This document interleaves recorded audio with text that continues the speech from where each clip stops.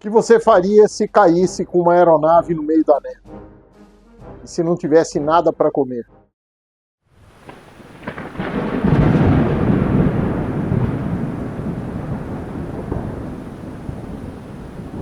Existem 3 livros muito interessantes para aqueles que estudam o assunto sobrevivência ou sobrevivencialismo. Um deles, eu já mostrei para os senhores uma vez, Amazônia, Paraíso e Inferno. Outro livro que eu vou preparar um vídeo para vocês, que apesar de ser uma ficção, traz uma série de conhecimentos, uma série de ideias bem interessantes, que é o Robinson Crusoe. E um outro livro que hoje nós vamos explorar, que é Milagre dos Andes. Na realidade, é a história de sobrevivência dos Andes. Então é uma história muito emocionante, muito forte e que nos ensina muita coisa, particularmente sobre a força do ser humano, a força mental, a força física e principalmente a força espiritual. Na década de 60, um time de rugby, então 20 e poucos jovens, no auge da sua forma física, fazem um voo fretado com mais algumas pessoas, inclusive parentes, a bordo, fazem uma viagem da Argentina para o Chile. Eles eram uruguaios e nessa viagem o avião tem uma pane e acaba caindo no meio das montanhas. Por um milagre, por uma sorte, o avião não se espatifou. Ele consegue pousar numa área, era como se fosse um anfiteatro gigante de montanhas, com neve, então ele acaba pousando aqui no meio dessa neve.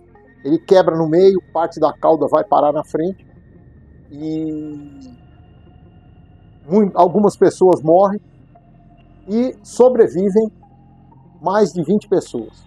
Eles caídos ali naquele local, um local completamente desconhecido, temperaturas abaixo de zero, 20, 30 abaixo de zero, neve para tudo que é lado. Então a primeira providência deles foi enterrar os mortos. Então todos os mortos que estavam ali próximos, depois que passado aquele trauma da queda, eles colocam ali na neve, cobrem de neve e deixam ali fora do avião. Dão uma geral no avião, encontram alguma coisa para comer, encontram garrafas de bebidas alcoólicas, de vinho. A fuselagem fica com a parte da cabine voltada para baixo. A parte de cima foi cortada, como eu falei, a cauda foi parar lá na frente. E aqui nessa parte da fuselagem, eles fecham com malas, tá? Para poder manter um pouco do calor dentro da aeronave. Então eles preparam um abrigo, certo? O abrigo deles contra a temperatura, contra a neve, é dentro da aeronave. Sobrevivem mulheres, sobrevivem rapazes, a maioria dos que sobreviveram eram do time de rugby, eram os rapazes do time de rugby. E aí inicia a dificuldade deles. Em pouco tempo a comida acaba, eles pensam em tentar chamar pelo rádio, o piloto havia morrido, eles tentar chamar pelo rádio, não conseguem porque não acham a bateria, então o rádio está no avião, mas a bateria ficava na cauda. E eles não perceberam que a cauda do avião foi parar à frente do avião, ou seja, em uma posição mais baixa, em torno de 500 metros abaixo do avião. Obviamente, nevava todo dia, aquilo rapidamente foi coberto de neve. E eles tentam procurar a cauda do avião acima, que eles acharam que tinha ficado montanha acima, mas não encontram. E a situação vai se tornando cada vez mais desesperadora.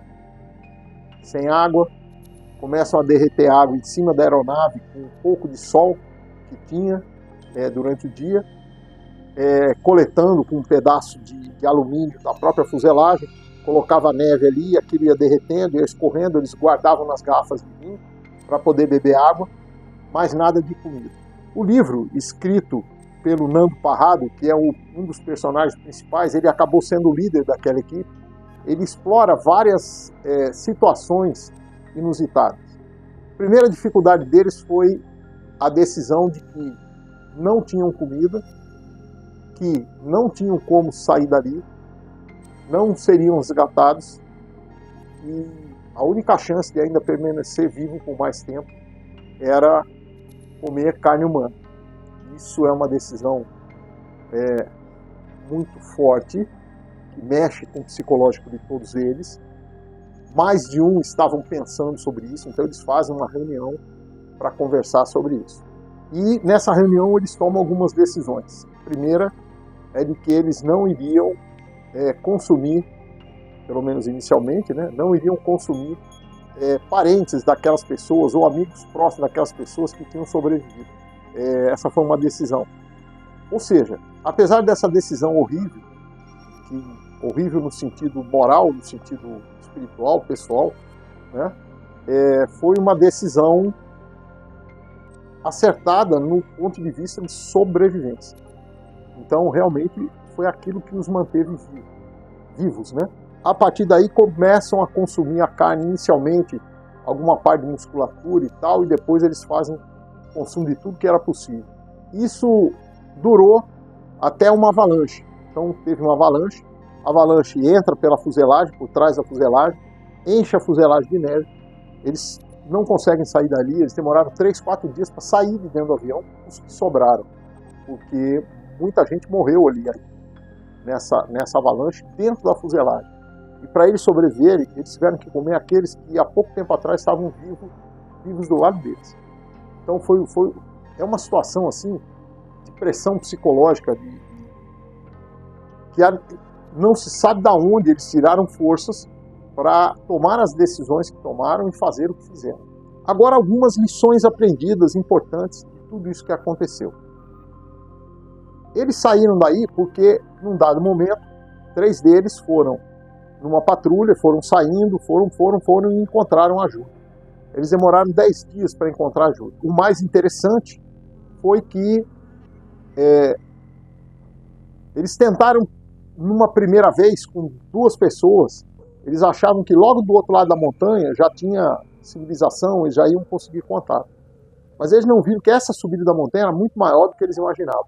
Então 2 deles sobem, sem preparação nenhuma, passam a noite na neve, sem nenhuma outro abrigo.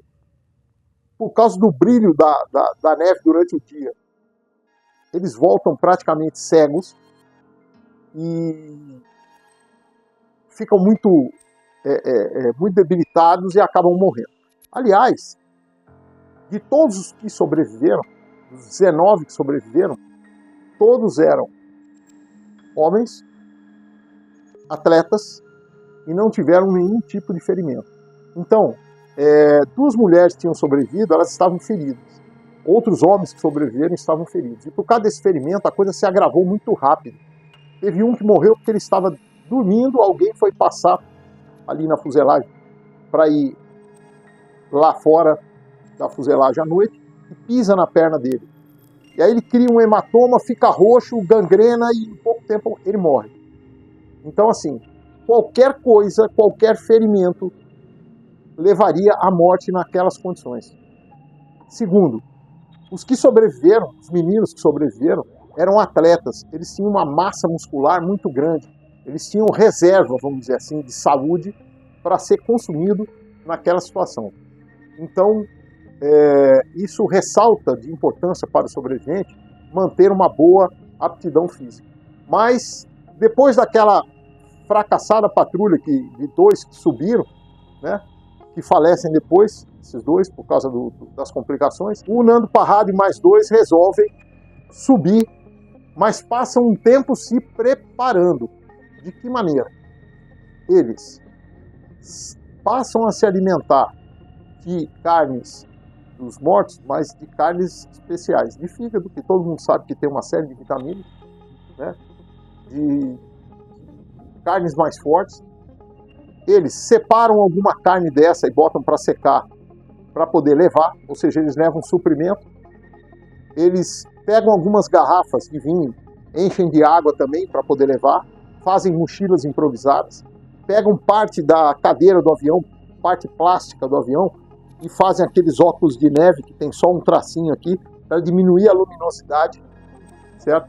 Conseguem com os fios fazer algumas cordas, alguns metros de corda, pegam o forro de partes da aeronave e fazem um saco de dormir gigante, em que os 3 se enfiavam lá dentro à noite para poder dormir. Como era plástica, era uma coisa impermeável, então isso permitia que eles tivessem um bom um relativo conforto térmico, né? Por estar os três juntos dentro de um saco de dormir grande que eles costuraram com o fio elétrico da aeronave. Muito bem, com essa preparação é que eles saem para a busca de ajuda. Então, se a gente lembrar do Exaon, aquele vídeo que fala estacione, sente-se, alimente-se, oriente-se, navegue, tá?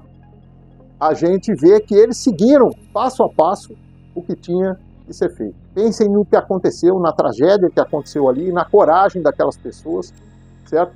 E na capacidade de resiliência, de resistência, de sobrevivência. E, se possível, leiam, vejam essa história, tem vídeos no YouTube a respeito, ok? Então, prepare-se e sobreviva.